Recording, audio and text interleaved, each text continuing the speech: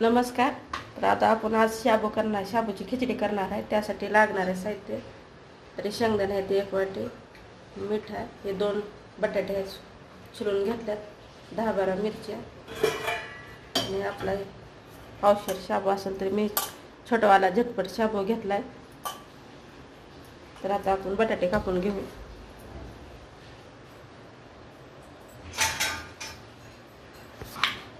तर छोटे छोटे बटाट्याचे असे तुकडे करून घ्यायचे, म्हणजे ह्याला शिजवायची पण गरज लागत नाही.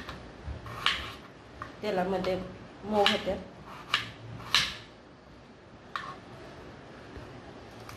तर मिरची पण कट करून घ्या.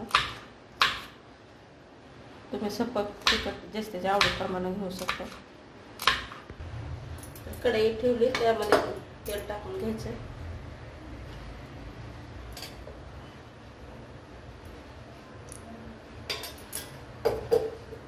तेल आपलं छान गरम होऊ द्यायचं. तर तेल आपलं तापलं तर हातात आपलं शेंगदाणे असं एकदम छान तळून घ्यायचं.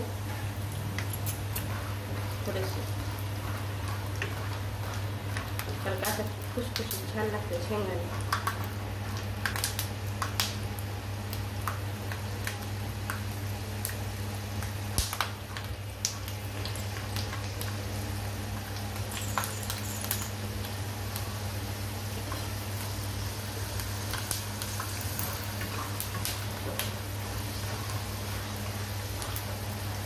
छान आपला कलर पण बदलला. शेंगदाणे काढून घेऊ.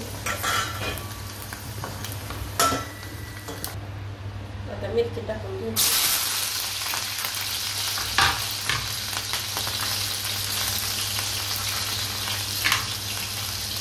तर बटाटे आपण कट करून घेतलेले धुवून घेतलं ते पण टाकून घ्यायचं.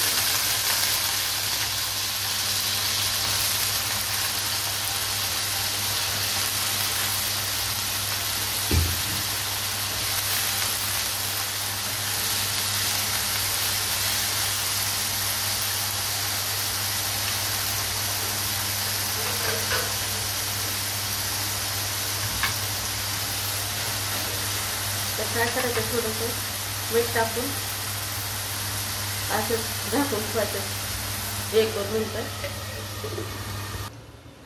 तर आपण असं झाकून थोड्या वेळ ठेवलं होतं. बघा आपलं बटाटे तर छान आपलं बटाट्याने तेल सोडलं म्हणजे आपलं बटाटे शिजले. आता ह्या शाबू टाकून घ्यायचं. ती बारीक शाबू घेतला तर ह्याला पित्त पण होत नाही, अगदी भगरीसारखा राहतंय आणि ह्याला वजन पण वाढत नाही, काय होत नाही, पचायला पण हलका राहते. त्यामुळे मी हे शाबू वापरते. आता आपण हे शाबू आतमध्ये टाकून घेऊ. त्याला पित्ताचा त्रास आहे, पित्ताचा त्रास पण होत नाही शाबूमुळे.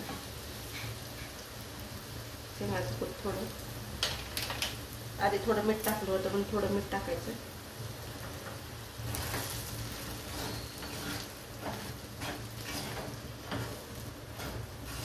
मस्त वेळा असं हलवून घ्यायचं. तुम्ही बटाटा टाकणार जास्तीच्या आवडीप्रमाणे, कोथिंबीर जिरे ते काय असं टाकत नाही.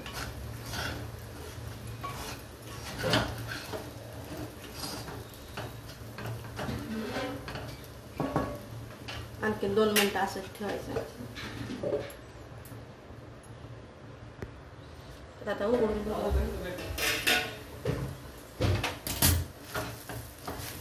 मस्त झालं आपला शाबू. तर गॅस बंद करून घ्यायचा.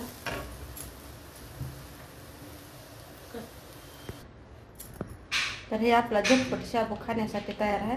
कारण का मी शेंगदाण्याचं कूट आतमध्ये टाकलं होतं म्हणून तळून मी शेंगदाणे वरून टाकल्यात, असं खुसखुशीत लागतात म्हणून. तर खाण्यासाठी छान लागतं हे शाबू.